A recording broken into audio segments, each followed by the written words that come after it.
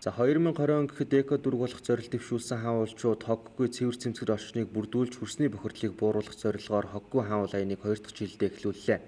2 сарын хугацаанд хэрэгжих хоггүй хаан уул аяны хүрээнд дүүргийн нутаг дэвсгэрт үүссэн хур хог, ахуй хог эгдлийг цэвэрлэж, нийтийн эзэмшлийн гудамж, зам талбай, өнгө үзмжийг сайжруулах юм а. Энэ жил бид нар зориуд бас яг хогийн цэг дээрээс эхлээд үүсмэл хог цугларсан энэ хэмжээний дээр сууларсан цэг дээрээс бид нар нэг хүчээр одоо эхлэе гэсэн бодолтой байгаа. Тэгээд өнөөдөр манай 14 дугаар хорооны морь ургалтын талбай дээр цугларсан байсан, иргэдээс үүссэн байсан юм хогийг бид нар хоёр түүхийг ажилтны хүчээр цэвэрлээ. Тэгээд цааш нь ингээд дүүрэх хэмжээнд нэлээдгүй бид нар ажиллах болно. Ер нь бол энэ жил бас амжилттай сайхан болохоо гэж бодож байна.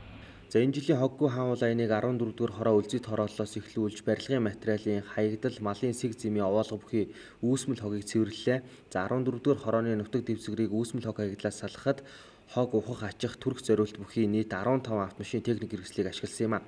За цаашид хаан уул дүүргийн тогтчлолт нийтийн аж ахуйн хилцээний албан агчид малын сэг зэмийг ил задгаа хайж буй малчид болон аж ахуйн нэгжүүдийн хууль бус үйлдэлийг даслан зогсоох чиглэлд мэргэжлийн хэлтийн газартай хамтран ажиллах юм байна.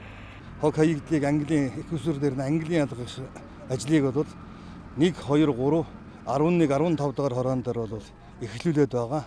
Өнөөдрийн үйл ажиллагаанд бол одоо тогтчлолт үйлчлэгээний компани, Хангуул агро компани оролцож байна. Нийт 15 машин, 2 машин механизмтай ийм машины хүч чадалтайгаар оролцож байна.